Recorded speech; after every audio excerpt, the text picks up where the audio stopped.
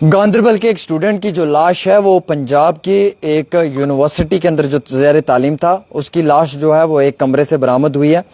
ये लड़का जो है ये बीएससी नर्सिंग कर रहा था पंजाब के अंदर मंडी गोबिंदगढ़ इलाका बताया जा रहा है, जहाँ पे ये एक कमरे में रह रहा था। वहाँ पे इसकी लाश पाई है, वहाँ पे इसे मुर्दा करार पाया गया है। हालांकि पहले तो इसे हॉस्पिटल मुंतकिल करने की कोशिश की गई है, लेकिन ये पहले ही जो है वो मुर्दा था, यानी कि इसकी वफ़ात हो चुकी थी। अब इस मामले में पुलिस ने जो है वो इंक्वायरी शुरू कर दी गई है। लड़के का नाम सालिक नसीर बताया जा रहा है, जो गांदरबल सफ़ापुरा का रहने वाला है, और इसकी डेथ जो है वो पंजाब के मंडी गोबिंदगढ़ में हुई है। अब किस वजूहात के ऊपर मौत हुई है इसकी जानकारी हमारे पास नहीं है।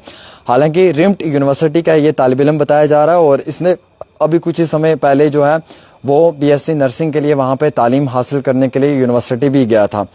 हाँ, अब अहले खाना को इस चीज़ की इत्ला जो है वो पुलिस की जानिब से और यूनिवर्सिटी का जो ऑफिशियल्स हैं उनकी जानिब से दे दी गई है, और इसी जानकारी को मद्देनज़र रखते हुए और ज़राए से हमारे तक भी दी हुई जानकारी को मद्देनज़र रखते हुए ये ख़बर हम आपके बीच में ला रहे हैं। बड़ी दर्दनाक और अफसोसनाक ख़बर है कि कश्मीर गांदरबल का एक नौजवान जिसका नाम सालिक नसीर है और जो पंजाब की एक यूनिवर्सिटी में ज़ेर तालीम था, जिस यूनिवर्सिटी का नाम रिम्ट बताया जा रहा है, रिम्ट यूनिवर्सिटी बताया जा रहा है, और वो वहाँ पे बीएससी नर्सिंग कर रहा था। लेकिन ये बताया जा रहा है कि मिस्टीरियस कंडीशन में उसकी डेड बॉडी को बरामद किया गया है। सालिक नसीर इसका नाम है, वालिद का नाम नसीर अहमद भट्ट बताया जा रहा है, भटपुरा सफ़ापुरा का रहने वाला है। अनकॉन्शियस हालत में जो है वो इसके कुछ न्यूज़ चैनल्स के मुताबिक इसको हॉस्टल के कमरे में पाया गया है। कुछ न्यूज़ चैनल्स के मुताबिक ये है कि ये हॉस्टल के बाहर किसी रूम में था, उसमें पाया गया है, पर अभी तक इसकी ऑफिशियल कंफर्मेशन हमारे पास नहीं आई है कि ये हॉस्टल में था या हॉस्टल के बाहर था।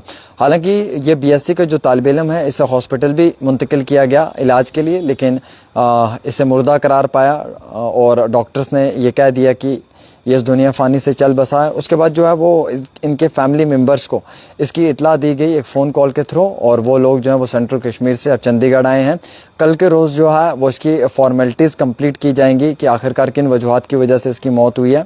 मेडिकल फॉर्मेलिटीज़ और हैंड ओवर किया जाएगा सालिक नसीर की डेड बॉडी उनके लवाकिन के, ताकि वो आखिरी रसूमात को अंजाम दे पाए।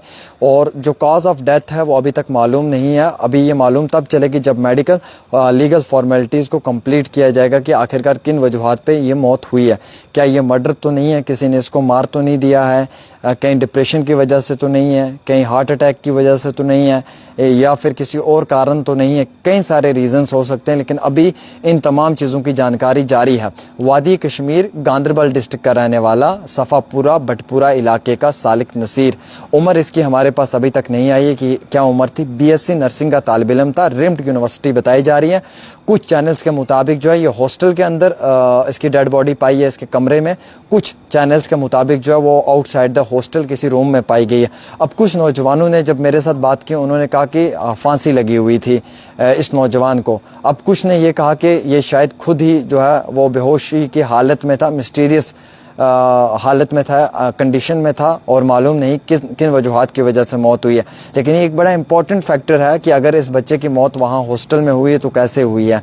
अगर ये सच है कि वहाँ पे फांसी लगी हुई थी तो इसका मतलब है कि इस बच्चे का कत्ल किया गया है, और अगर ये झूठ है कि फांसी नहीं लगी हुई थी, खुद ब खुद इसकी मौत हुई है, तो फिर किन कारणों से हुई है, किन वजूहात से हुई है, ये सब तो मेडिकल फॉर्मेलिटीज़ कंप्लीट करने के बाद ही पता चलेगा, क्योंकि अभी वक्त से पहले कोई भी बात बताना वो बेवकूफ़ी है। अभी अहले खाना इसके बहुत तकलीफ़ में है, वो कश्मीर के गांदरबल से चंडीगढ़ की जानिब रवाना हुए हैं बच्चे की डेड बॉडी के लिए। अल्लाह ताला उन्हें सब्र दे, और ऐसी घड़ी में हम सालिक के परिवार के साथ हैं। अगर कल को उन्हें हमारी ज़रूरत पड़ेगी कहीं पे भी न्यूज़ देने के लिए, या वो हमसे बात करना चाहेंगे, हमें बताना चाहेंगे कि कैसे सालिक की डेथ हुई है, क्या काज रहा है, या उन्हें कोई शक शुबा होगा, तो हम सालिक की लड़ाई लड़ने के लिए तैयार हैं, और हम इस गांदरबल के परिवार का पूरा साथ देने के लिए भी तैयार हैं अपनी लीगल टीम के साथ।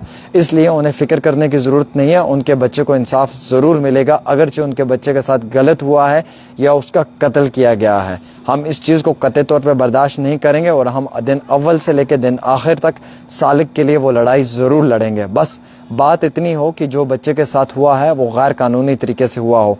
अगर बच्चे को हार्ट अटैक हुआ या किसी और कारण से डेथ हुआ है, खुद ब खुद नेचुरल डेथ हुई है, तो फिर तो वो अल्लाह के हाथ में, उसके लिए तो कोई कुछ नहीं कर सकता है। लेकिन हाँ, अगर इस बच्चे को किसी ने कत्ल किया है या जैसे कहा जा रहा है कि फांसी भी लगी हुई थी इस बच्चे को, या इस तरीके की कोई कंडीशन है, तो उसमें हम परिवार का पूरा साथ देंगे, हम पूरा ताउन करेंगे। And meanwhile we will fight, हम फाइट करेंगे सालक के जस्टिस के लिए, और इसमें आप लोगों ने हमारा भरपूर ताउन और साथ देना है। फिलहाल एक छोटी सी रिपोर्ट है डेली तस्कीन पे, आप इस वीडियो को शेयर करें, अपनी राय ज़रूर दें।